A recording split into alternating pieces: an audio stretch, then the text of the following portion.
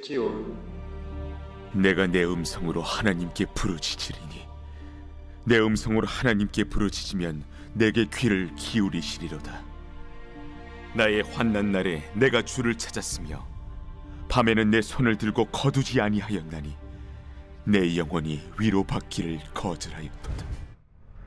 내가 하나님을 기억하고 불안하여 근심하니 내 심령이 상하도다. 주께서 내가 눈을 붙이지 못하게 하시니 내가 괴로워 말할 수 없나이다. 내가 옛날 곧 지나간 세월을 생각하여 싸우며 밤에 부른 노래를 내가 기억하여 내 심령으로 내가 내 마음으로 간구하기를 주께서 영원히 버리실까? 다시는 은혜를 베풀지 아니하실까? 그의 인자하심은 영원히 끝났는가? 그의 약속하심도 영구히 패하였는가? 하나님이 그가 베푸실 은혜를 잊으셨는가?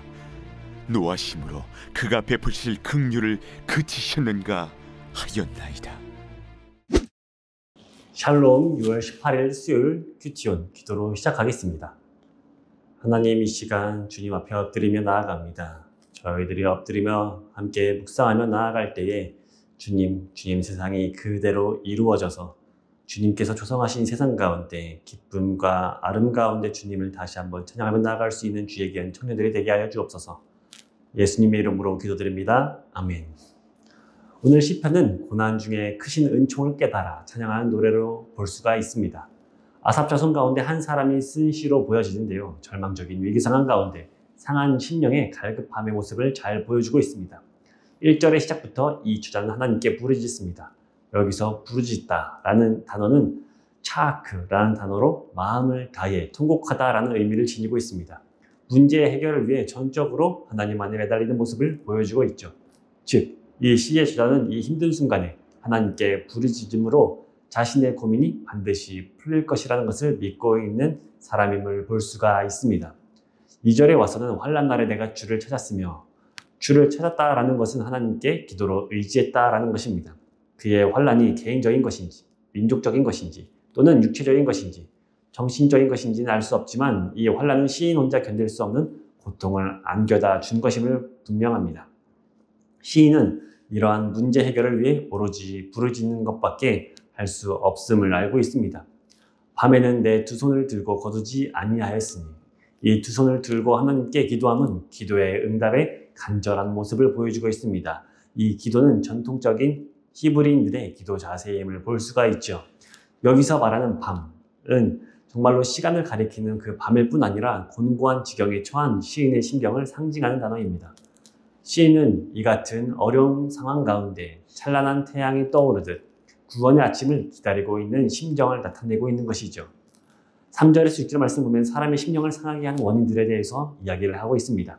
하나님을 생각하면서도 불안해하고 근심한 까닭은 지금 환난과 고통을 겪고 있는 시인 자신이 간곡하게 하나님의 고난으로부터 하나님의 구원을 요청하고 있는 간구를 하였을 때에도 불구하고 하나님이 침묵하고 있는 듯한 상황에 대하여 자신이 하나님의 진노의 채찍 아래에 있거나 아니면 주님께서 나를 버리신 것이 아닌가 하는 의심 가운데 처해진 상태입니다. 저자의 심정을 내 심령이 상하도다라고 표현을 합니다.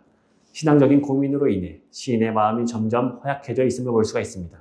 하나님을 믿노라라면서도 그분이 주신 구원에 대하여 의심하며 불안해하기 쉬운 인간의 나약성에 대해서도 보여주고 있음을 볼 수가 있습니다. 7절에서 9절 말씀을 보면은 하나님께서는 은혜 베푸시는 분이심을 찬양합니다. 시인은 자신이 당한 환난에 대해 하나님께서 어떠한 도움도 주시지 않고 무관심하시는 것과 같기에 하나님께서 자기 자신을 유기하신 것이 아닌가 하는 의문을 느끼고 있는데요.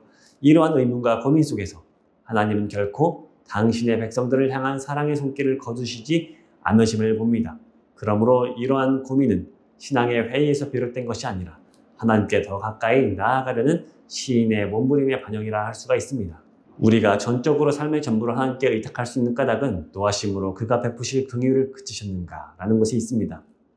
긍휼은 하나님께서 죄인인 인간을 불쌍히 여기시는 연민과 자비를 뜻하고 있습니다. 그가 긍휼함을 막으시면 죄인인 인간은 단 한 사람도 화목할 수 없으며 결국 영원한 형벌에 처해지고 말 것입니다. 이러한 말씀 가운데 오늘 본문은 성도들이 어떻게 해야 하는가를 분명하게 잘 보여주고 있습니다. 이 오늘 본문 말씀은 성도들의 올바른 태도에 대해서 이야기를 하고 있는데요. 이 본문은 우리들이 힘들고 곤란한 상황이 펼쳐질 때 우리가 어떻게 행동해야 하는가를 보여주고 있기 때문입니다. 신앙생활을 하다가 보면 목적지가 보이지 않아서 방황하거나 힘들 때가 있을 것입니다. 그 가운데 우리들의 목적지를 잃어서는 안 됩니다. 산을 등산하다 보면 저길로 가든 여길로 가든 목적지가 분명히 정상을 향하여 있다면 결국에는 목적지에 도달하게 되는 것처럼 우리의 신앙생활도 우리들의 목적지, 영원한 삶 가운데 함께 거하는 또 구원의 역사 속에 함께 보존하는 저희들이 되기를 소망합니다. 묵상 질문입니다. 나의 문제, 고난을 무엇으로 해결하나요? 우리들의 삶과 고민이 있을 때 우리들은 누군가를 통하여서 해결하려고 합니다. 우리들이 스스로 해결할 힘이 없을 때, 우리들의 그 어려움 가운데 벗어나고자 할 때에 누군가의 도움이 필요할 때가 분명히 있습니다. 하지만 시간이 지나고 나면은 우리 스스로 서야 될 시간이 옵니다. 주변에 하나 둘 떠나다 보면은 마지막엔 홀로 우리가 신앙생활 가운데 하나님 앞에 서야 할 때가 오는데 그때를 잘 준비하며 주님과의 관계와 소통을 잘 이뤄나갈 수 있는 저와 청년들이 되기를 소망합니다. 마치 오늘 시편의 저자와 같이 내가 내 음성으로 하나님께 부르짖으리니 하나님께 내어 맡기며 나아갈 수 있는 저와 청년들이 되었으면 좋겠습니다. 기도하겠습니다.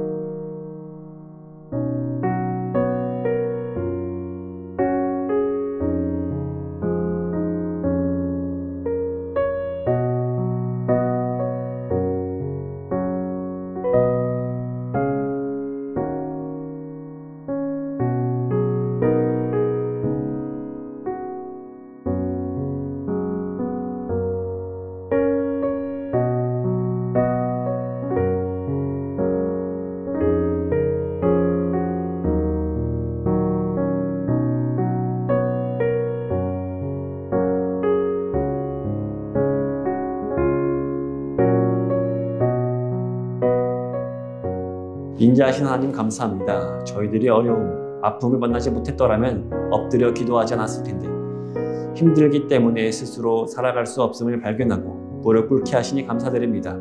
주의 백성으로 살아가는 주의 청년들이 엎드릴 때에 주님 응답하여 주시고 만나고 남기고자 하는 것이 오직 예수와 성령 충만함으로 살아가는 삶의 지혜를 얻길 원하오니 세상의 지혜만 더해지는 것이 아니라 하나님을 아는 지혜가 많아져 세상을 조성하신 하나님이 은혜가 덧입혀지는 주의 귀한 청년들이 되기를 원하오니 주여 은혜 베풀어 주옵소서. 예수님의 이름으로 기도드립니다. 아멘.